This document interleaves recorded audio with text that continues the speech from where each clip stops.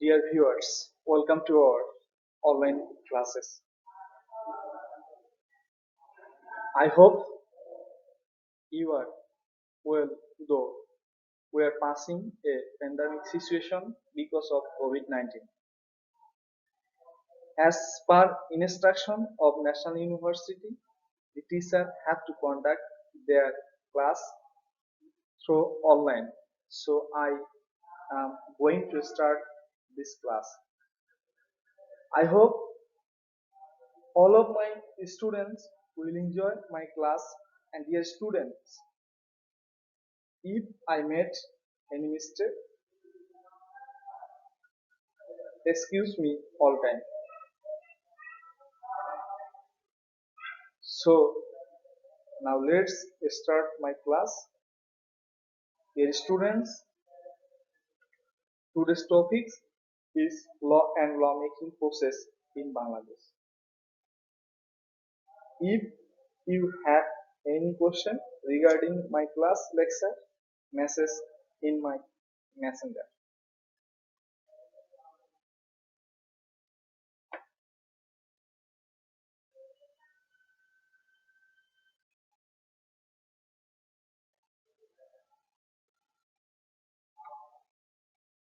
শিরোনাম বাংলাদেশের জাতীয় সংসদের আইন প্রণয়ন প্রক্রিয়া বিষয় বাংলাদেশের আইন প্রণয়ন প্রক্রিয়া উপস্থাপনায় মোহাম্মদ আতর রহমান প্রভাষক রাষ্ট্রবিজ্ঞান বিভাগ উত্তর বাংলা কলেজ আইন কি আইন প্রণয়ন প্রক্রিয়া বলতে কি বোঝো বাংলাদেশের জাতীয় সংসদের আইন প্রণয়ন প্রক্রিয়া সম্পর্কে আলোচনা করো আইন হলো কতগুলো নিয়ম কানুনের সমষ্টি যা সর্বক্ষেত্রে প্রয়োগের উপযোগী আইন মানুষের বাহ্যিক আচরণ নিয়ন্ত্রণে বিশেষ মাধ্যম আইনের ইংরেজি প্রতিশব্দ ল এটি টিউটনিক শব্দ ল্যাগ থেকে এসেছে যার অর্থ স্থির অপরিবর্তনীয় এবং সবার ক্ষেত্রে সমানভাবে প্রযোজ্য বিখ্যাত রাষ্ট্রবিজ্ঞানী ও রাষ্ট্রবিজ্ঞানের জনক এরিস্টটলের মতে আইন হচ্ছে পক্ষপাতহীন যুক্তি জন স্টিনের মতে আইন হলো সার্বভৌম কর্তৃপক্ষের আদেশ অধ্যাপক আর.জি. গেটেল এর মতে রাষ্ট্র যেসব নিয়ম কানুন তৈরি করে অনুমোদন দেয় এবং কার্যকরী করে সেগুলোই আইনে পরিণত হয়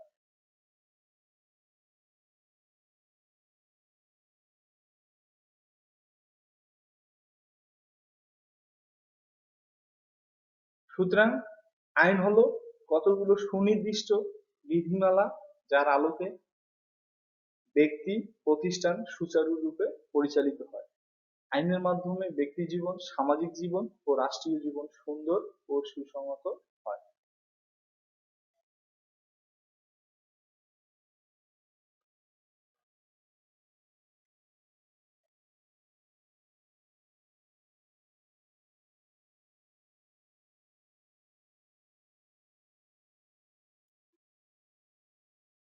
এখন আমরা আলোচনার চেষ্টা করব আইন প্রণয়ন প্রক্রিয়া কি আইন প্রণয়ন অথবা সংবিধিবদ্ধ আইন হলো এমন আইন যা কোনো আইনসভা বা অন্য পরিচালনা সভা অথবা আইন তৈরির নির্দিষ্ট প্রক্রিয়া দ্বারা ঘোষিত অথবা প্রস্তাবিত আইনে পরিণত হওয়ার পূর্বে আইন প্রণয়নের কোনো অনুচ্ছেদকে বিল বলা যেতে পারে এবং বৃহত্তর অর্থে আইন প্রণয়ন হিসেবে নির্দেশ করা যেতে পারে যখন সেটি অন্যান্য বিষয়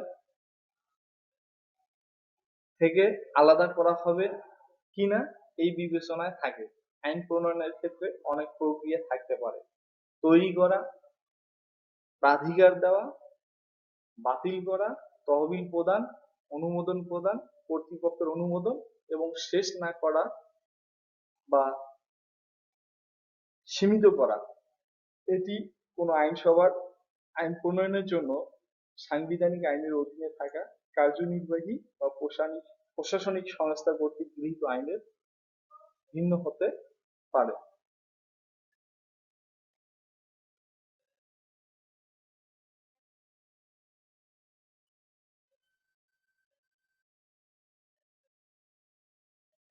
জাতীয় সংসদের আইন প্রণয়ন প্রক্রিয়া।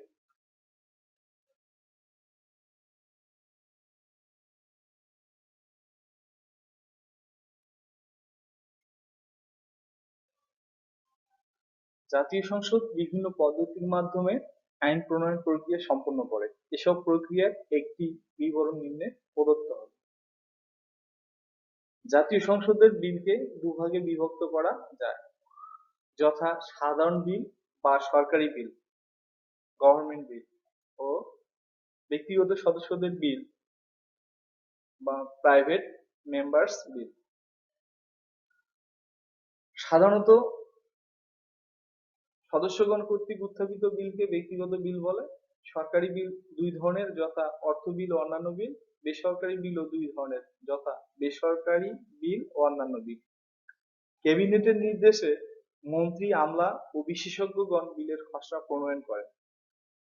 এরপর আইনের খসড়া বিভিন্ন কমিটিতে যায়। কমিটির অনুমোদনের পর ক্যাবিনেটের নির্দেশে বিলটি জাতীয় সংসদে পাশের জন্য উত্থাপিত হয়। সংসদে পাশের পর রাষ্ট্রপতির সম্মতি লাভের পর এটি আইনে পরিণত হয়। বাংলাদেশের জাতীয় সংসদে আইন প্রণয়নের প্রক্রিয়া নিম্নে আলোচনা করা হলো।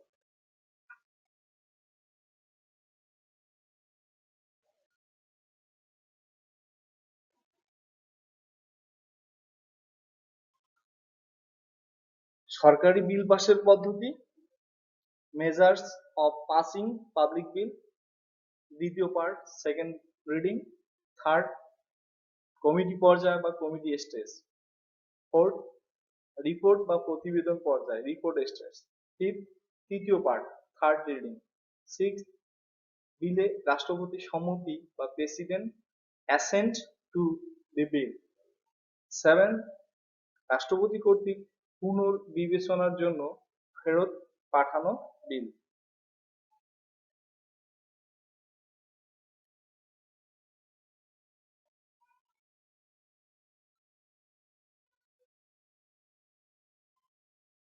সংসদে পুনরায় গৃহীত বিলের প্রমাণীকরণ। এগুলো হচ্ছে বাংলাদেশের জাতীয় সংসদের আইন প্রণয়ন প্রক্রিয়ার বিভিন্ন ধাপ। এখন আমরা এগুলোর বিস্তারিত আলোচনার চেষ্টা করব।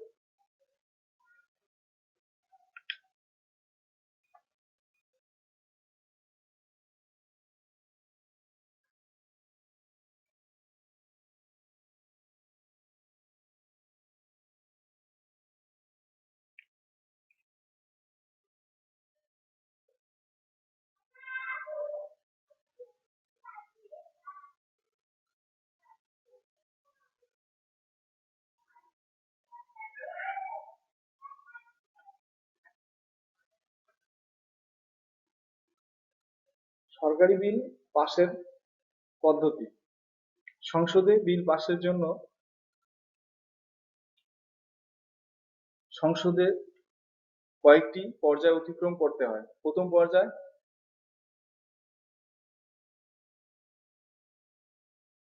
বিল উত্থাপন ও প্রথম পাঠ। বিল উত্থাপককে দুটি পদ্ধতির একটিকে বেছে নিতে হয়। প্রথমে তাকে বিল উত্থাপনের নোটিশ দিতে হয়, যা সবার কর্মসূচি অন্তর্ভুক্ত করতে হয়। তারপর বিলটি সবার টেবিলে রাখতে হয়, যা কেরানি উচ্চস্বরে পাঠ করে। দ্বিতীয় পদ্ধতি হলো বিল উত্থাপক সংক্ষিপ্ত ভাষণের মাধ্যমে বিল উত্থাপন করবে। এজন্য সদস্য তার বিরোধিতা করবে, তখন স্পিকার বিলটি ভোটে দিবে। এভাবে প্রথম পর্যায় শেষ হবে। এভাবে বিল উত্থাপিত হলে আলোচনা ও বিতর্ক ব্যতীত প্রথম পাঠ শেষ হবে। এরপর দ্বিতীয় পাঠের জন্য তারিখ ঠিক করা হয় এবং বিলটি ছাপাবার জন্য প্রেসে পাঠানো হয়। দ্বিতীয় পার্ট, সেকেন্ড রিডিং। দ্বিতীয় পার্টে বিলের মৌলিক নীতিমালা আলোচিত হয় এবং ভোট গ্রহণ অনুষ্ঠিত হয়। বিলের কোনো ধারা আলোচনা করা হয় না। এ সময় বিলের কোনো নীতি, আদর্শ, উদ্দেশ্য নিয়ে বিরোধী দল হতে বিলটি বা এর কোনো অংশে পরিবর্তন সংশোধন সম্পর্কে প্রস্তাব আসতে পারে। দ্বিতীয় পাঠের পর বিলটির উপর ভোট গ্রহণ চলে। ভোটে বিলটি পাস না হলে সরকারের পতন ঘটে। সাধারণত এরূপ ঘটে না, কারণ সংসদে মন্ত্রিসভার সংখ্যাগরিষ্ঠতা থাকে। দ্বিতীয় পাঠের পর কোনো সংশোধনী থাকলে তা বিবেচনার জন্য বিলটিকে কমিটিকে পাঠানো হয়। তৃতীয় পর্যায় কমিটি পর্যায় বা কমিটি স্টেজ। দ্বিতীয় পার্টের পর বিলটি কমিটি পর্যায়ে যায়। সরকারি বিলের জন্য বিভিন্ন কমিটি আছে। এই সময় বিলটি সংশ্লিষ্ট কমিটিতে যায়। অনেক সময় সরকারি বিল সিলেক্ট কমিটিতে যায়। কমিটি পর্যায়ে বিলটি পুঙ্খানুপুঙ্খ রূপে পরীক্ষা নিরীক্ষা করা হয়। কখনো সংশোধনী গৃহীত হয় ও নতুন ধারা যুক্ত হয়। মন্ত্রীগণ বিল উত্থাপন করেন, এই জন্য বিল প্রণেতাগণ লক্ষ্য রাখেন নীতিমালা যেন ঠিক থাকে এবং সরকারের নিকট গ্রহণযোগ্য হয়।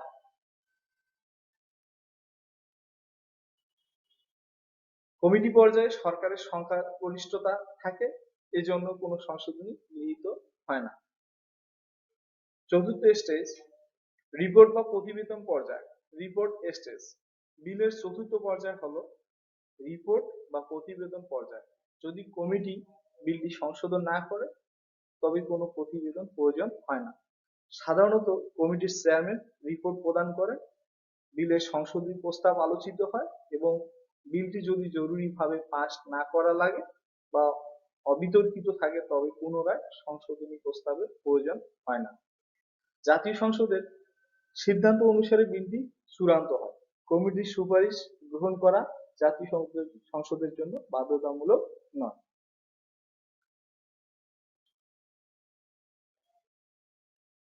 পঞ্চম পর্যায় তৃতীয় পার্ট থার্ড রিডিং। রিপোর্ট পর্যায়ের পর আসে বিলটির তৃতীয় পার্ট। এটা হলো আনুষ্ঠানিক পর্যায়। এ পর্যায়ে মৌখিক সংশোধনী ব্যতীত আর কোন সংশোধনী এ পর্যায়ে কার্যকরী নয়। এ পর্যায়ে সংসদ বিলটি গ্রহণ করবেন বা প্রত্যাখ্যান করবেন, কিন্তু এটা সম্ভব নয়, কারণ প্রধানমন্ত্রীর নেতৃত্বে জাতীয় সংসদকে বিলটি পাস করাতেই হবে, কারণ প্রধানমন্ত্রী হলেন জাতীয় সংসদের নেতা, সরকার প্রধান ও দলীয় প্রধান। জাতীয় সংসদে পাস হওয়ার পর স্পিকার বিলের 3টি প্রতিলিপি স্বাক্ষর করেন, তা প্রমাণিত করবেন এবং সম্মতির জন্য রাষ্ট্রপতির নিকট পেশ করবেন। রাষ্ট্রপতি ঢাকায় না থাকলে সংসদ সচিব বিলটি প্রমাণীকৃত করতে পারবেন। ষষ্ঠ পর্যায় বিলে রাষ্ট্রপতির সম্মতি, প্রেসিডেন্টস অ্যাসেন্ট টু দি বিলস। বিল পাশের পর রাষ্ট্রপতি 15 দিনের মধ্যে বিলে সম্মতি দিবেন বা সংশোধনী সমূহ তা পুনর্বিবেচনার জন্য সংসদে ফেরত পাঠাবেন। রাষ্ট্রপতি বিলে সম্মতি দিলে তা আইনে পরিণত হবে। রাষ্ট্রপতি বিলে সম্মতি দিলে সংসদ সচিব অবিলম্বে বিলটিকে আইন রূপে গেজেটে প্রকাশ করবে। গেজেটে প্রকাশিত হলে বিলটি আইনে পরিণত হবে। সপ্তম পর্যায়ে রাষ্ট্রপতি কর্তৃক পুনর্বিবেচনার জন্য ফেরত পাঠানো বিল, রিকনসিডারেশন অফ প্রেসিডেন্টস রিটার্নস বিল। অর্থাৎ রাষ্ট্রপতি কর্তৃক ফেরত পাঠানো বিল সংসদে টেবিলে উপস্থাপিত হবে। সংসদের 2/3 ভোটে এটা পাশ করলে রাষ্ট্রপতি 7 দিনের মধ্যে বিলটি স্বাক্ষর করবেন, নতুবা তার সম্মতি ব্যতীত এটা আইনে পরিণত হবে। সংসদে পুনরায় গৃহীত বিলের প্রামাণিকীকরণ, authentification of bills passed again by the house, এটি হচ্ছে জাতীয় সংসদের আইন প্রণয়ন প্রক্রিয়ার সর্বশেষ ধাপ। এটি এখানে সংশোধনী সহ বা সংশোধনী ব্যতি রেখে কোনো বিল সংসদে গৃহীত হলে তার 3টি প্রতিলিপি স্পিকার স্বাক্ষর করবেন। স্পিকার ঢাকায় না থাকলে তার পক্ষে সচিব বিলটি প্রমাণীকরণ করবেন।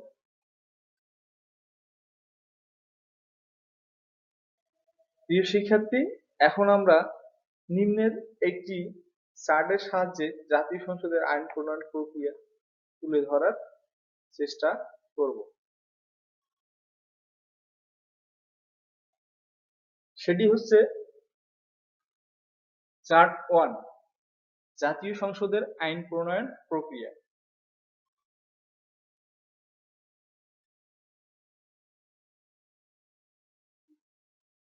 সরকারি বিল, বেসরকারি সদস্যদের বিল, এখানেও বিভিন্ন ধাপ অতিক্রম করে যে কোনো বিলকে আইনে পরিণত করা যাবে। প্রথম পদক্ষেপ, প্রথম রিডিং। প্রথম পদক্ষেপ, মন্ত্রী বা ভারপ্রাপ্ত সদস্য বা বেসরকারি সদস্য কর্তৃক বিল উপস্থাপন। পদক্ষেপ, এখান থেকে আসবে পদক্ষেপ 2। পদক্ষেপ 2, খসড়া আইনটি সর্বসাধারণের অবগতির জন্য গেজেটে প্রকাশ। এরপরে হচ্ছে পদক্ষেপ 3, দ্বিতীয় রিডিং। বিলটি গ্রহণের জন্য সংসদে প্রস্তাব গ্রহণ, বিলটি কমিটিতে প্রেরণ বা জনমত যাচাইয়ের জন্য পাঠানো। পদক্ষেপ 4, বিলের নীতি সম্পর্কে সাধারণ আলোচনা। পদক্ষেপ 5, কমিটির বিবেচনা ও রিপোর্ট। পদক্ষেপ 6, হাউজে কমিটি রিপোর্টের উপর বিতর্ক, ব্যাপক আলোচনা ও ভোট গ্রহণ ও বিল পাস। তৃতীয় রিডিং, সংখ্যাগরিষ্ঠ ভোটে বিলটি পাস হবে। সংবিধানের সংশোধন, 2/3 সদস্যের সমর্থন প্রয়োজন। আমরা জানি যে কোনো বিলে পাস করতে গেলে সংবিধানের যে 2/3 সদস্য সমর্থন প্রয়োজন হয়, সেটি এখানে উল্লেখ রয়েছে। পদক্ষেপ 7 এ, রাষ্ট্রপতি 15 দিনের মধ্যে বিল স্বাক্ষর করবেন, তা না করলে বিলটি আইনে পরিণত হয়। পদক্ষেপ 7 এ, রাষ্ট্রপতি 15 দিনের মধ্যে বিলটি স্বাক্ষর করবেন, তা না করলে বিলটি আইনে পরিণত হবে। পদক্ষেপ 7 বি,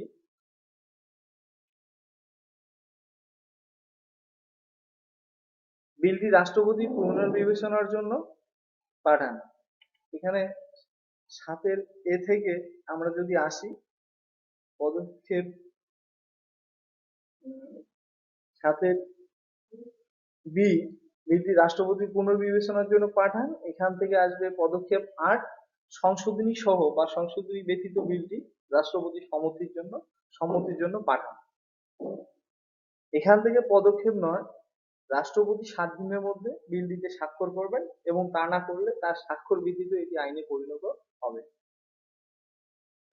পদক্ষেপ 7 এ আমরা আলোচনা করেছি যে রাষ্ট্রপতি 15 দিনের মধ্যে কোনো বিলে স্বাক্ষর করবেন, যদি তা না করে সেটি অটোমেটিকলি আইনে পরিণত হবে। এখান থেকে আসবে পদক্ষেপ 10, রাষ্ট্রপতি স্বাক্ষরিত বিল গেজেটে প্রকাশিত হয়ে আইনে পরিণত হয়। সুপ্রিয় শিক্ষার্থী, আমরা একটি চার্টের সাহায্যে জানার চেষ্টা করলাম জাতীয় সংসদের আইন প্রণয়ন প্রক্রিয়া কিভাবে বিভিন্ন ধাপ অতিক্রম করে জাতীয় সংসদে আইন প্রণয়ন হয় সেটি জানার চেষ্টা করলাম।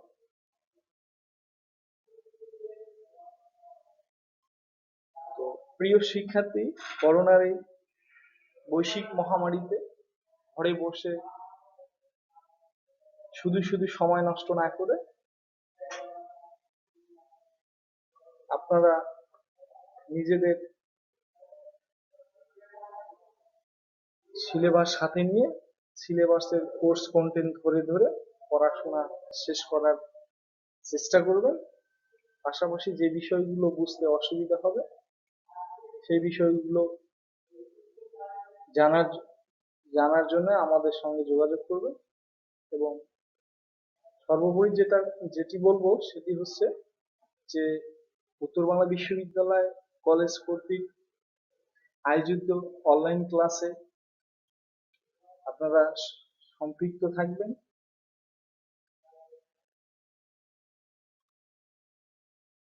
এই জন্য আপনাদের সবার নিজস্ব স্মার্টফোন এবং ল্যাপটপ সংগ্রহ করার চেষ্টা করবেন। ঘরে থাকবেন, নিরাপদে থাকবেন, সুস্থ থাকবেন। ধন্যবাদ সবাইকে।